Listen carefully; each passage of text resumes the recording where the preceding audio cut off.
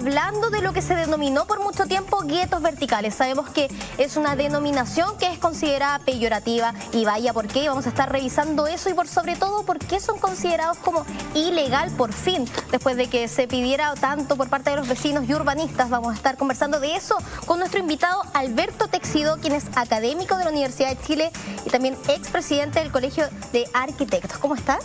Bien, buenas tardes, Inés, y gracias por la invitación. Gracias a usted por estar acá en un tema que pareciera incumbirnos a todos, a pesar de que no todos viven en estos edificios que son extremadamente altos, que están unos al lado de otros, que ni siquiera cuentan con áreas verdes. Pareciera que es un problema que nos afecta porque vivimos todos en una misma ciudad y no es posible que se relativicen los derechos de cada persona dependiendo de las comunas. Eso es al menos lo que se expresa por parte de estos movimientos que comenzaron a pedir por lo que se denominó en un comienzo como guetos verticales y que sabemos que también es un concepto que molesta bastante. Partamos de la base. ¿Qué son lo que se le denominó en algún momento como guetos verticales, pero que sabemos que tienen que ver con estos edificios que son muy grandes? Bueno, un tema complejo que para explicarlo con un intento de que sea comprensible. Sí, el proceso de que se denominó guetos verticales fue una concentración de inversiones inmobiliarias que hiperdensificaron un sector de la ciudad que tenía un vacío normativo que permitió esta altura lograda y densidad en cantidad de estacionamientos ante un plan regulador de la comuna que tenía debilidades y un plan intercomunal que permitía esta situación de alturas liberadas y que en su materialización generó problemáticas para, primero, los habitantes, con algunas problemáticas de saturación, ¿cierto?, de edificios que tenían problemas en sus circulaciones, movimiento hacia arriba para subir, evacuaciones, problemáticas con los estacionamientos y ya en el entorno también problemáticas de sombras, problemáticas de alturas desproporcionadas respecto a los anchos de calle y bueno, toda la carga que significaba consumos de agua, acumulación de basuras y otras problemáticas que incluso incluyen la seguridad de los habitantes en cuanto a que desde cierta altura hacia arriba quedan en condiciones más desfavorables que otros para garantizar su supervivencia ante una catástrofe en el edificio. Es decir, una complejidad urbana que en esta combinación de desregulación, de búsqueda de inversionistas que optan por una alternativa de máxima rentabilidad y un diseño arquitectónico deficiente, generaron esta combinación de factores que hoy día, en una discusión más legal que técnica, termina definiendo que tienen permisos de edificación irregulares, mal otorgados y que genera una discusión futura en cuanto a qué va a pasar con ellos, de cómo en la ciudad que estamos buscando tener más sustentable, más integrada, quedan estas muestras de cómo no lo hicimos tan bien en el pasado reciente y que debemos corregir. Claro, es una conversación en términos legales, pero que tiene que ver con términos humanos, porque también va muy de la mano con la calidad de vida que se le otorga a las personas que viven precisamente en estas torres, también a los vecinos. Vamos a estar desglosando cada uno de esos puntos, pero para poder ir entendiendo desde la base. Sabemos que esta es la normativa que hay en cada comuna para saber hasta qué piso, por ejemplo, se puede construir, cuántos edificios pueden haber por cada una de las cuadras. Pero ¿quién decide este plan regulador? ¿Es por cada comuna individual? ¿De qué manera puede regularse que no se vea vulnerado con inmobiliarias que logren pagar una multa, por ejemplo? Buena pregunta. Los instrumentos de planificación territorial van bajando de escala dependiendo del país, con unas estrategias de desarrollo nacional, regional, y aparece el Plan Regulador Metropolitano, que es el caso del instrumento que rige a las intercomunas de Santiago. Además, cada comuna cuenta con su propio instrumento. Por lo tanto, en el caso de Estación Central, la paradoja que se dio fue que el Plan Regulador Metropolitano, que era el que rige a la ciudad completa, daba a ese lugar ciertas condiciones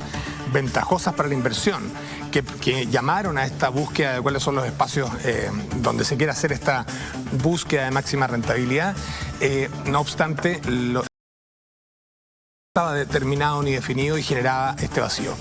Las reacciones posteriores a muchas de estas situaciones de hiperdensificación han sido la subdensificación, lo cual también tiene un problema porque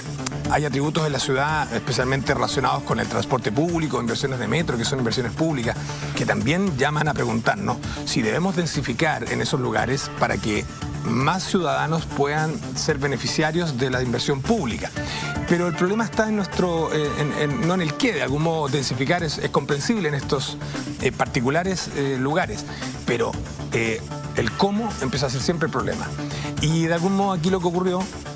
en este proceso de, como decía, de máxima rentabilidad, desregulación y calidad técnica deficiente, es una combinación que genera estos edificios que hoy día, como digo, son materialización y lección de lo que debemos corregir en adelante para lograr esa ciudad equitativa, bien proporcionada,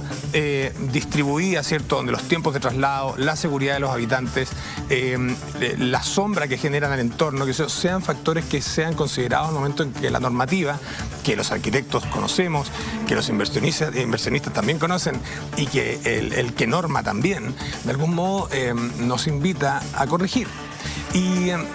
además uno podría decir, si el contexto social en el que nos encontramos hoy día es un debate complejo, ¿cierto? Tenemos hoy día un debate de lo que pasa en la interacción social con desencuentros, ¿cierto?, de lo que hemos hecho bien, mal.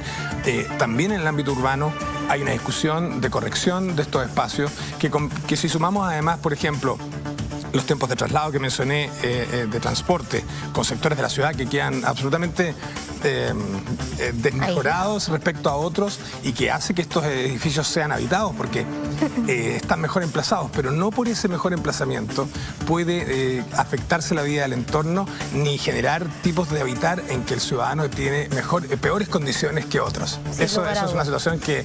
se invita a reflexionar. Y lo mismo entonces con zonas de sacrificio donde tenemos saturaciones ambientales o situaciones de segregación en la periferia, diversas problemáticas urbanas que este tipo de situaciones y que lamentablemente terminan en este desencuentro legal que ratifica un problema con esta búsqueda de la máxima rentabilidad, tenemos la posibilidad de corregir en esta lógica de un nuevo acuerdo también respecto a cómo logramos que la ciudad sea equitativa y bien distribuida para evitar concentraciones o hiperconcentraciones como esta. Pero esperemos que esto sea una etapa de aprendizaje y que realmente sirva para crear precedentes, porque pareciera que particularmente en Estación Central, que es donde se sitúa la noticia en estos momentos, se dio una condición bastante particular. Llegaron los metros, subió la plusvalía del sector en un momento en que los terrenos no se encontraban tan altos como en otras comunas. Entonces, como usted bien mencionaba, se daba una posibilidad de inversión que era bastante provechosa. El problema es que cuando se habla de inversión se refiere a un modelo de negocio donde inmobiliarias compran departamentos, donde tratan de sacar la mayor cantidad de una misma torre para poder venderla así a propietarios que no van a vivir precisamente ahí, sino que van a arrendarlos para así costear el dividendo. Entonces ahí, claro, parece ser un muy buen negocio, sin embargo la calidad de vida no es la mejor para la persona que va a vivir ahí. Claro, la persona vive en un sector relativamente céntrico, sin embargo hay estudios que corroboran que las personas que viven ahí tienen que esperar cerca de 50 minutos para poder subirse al ascensor que los va a llevar a su piso, que en este caso exceden los 20. Bueno, ya sé. El triple o el cuádruple en evacuar el edificio ante una emergencia. Son situaciones que obligan obviamente a un análisis técnico y también a una discusión ética que es más profunda y más compleja. Pero claro, los edificios están demostrando esta problemática en su diseño, están evidenciando un problema también del trabajo que hacen los arquitectos que diseñan respecto a edificios que están mejorando calidad de vida en todas sus variables y no algunas por otras. En el fondo. Claro, hay una discusión ética, pero que esa queda siempre como una... como la normativa es la que debe acoger esta discusión para saber que condiciones desfavorables para algunos ciudadanos no debieran seguir ocurriendo. Y esa es la invitación, lamentablemente, después de un fallo como este en que queda una nebulosa para saber qué va a pasar con los edificios después. Pero desde lo formativo, digo, las universidades, desde lo gremial, hay un debate que tiene que irse instalando para que también la industria inmobiliaria, el mundo de la construcción, que está en toda esta maquinaria, digamos, que ha llamado obviamente la atención de gran parte de la ciudadanía, a responder de buena manera a lo que está ocurriendo. Y ahí aparece también la problemática de la segregación urbana, ¿cierto?, y la búsqueda de espacios para vivir cerca de los centros productivos de la ciudad. Y esto también genera un problema en cuanto a, claro, tenemos la necesidad de encontrar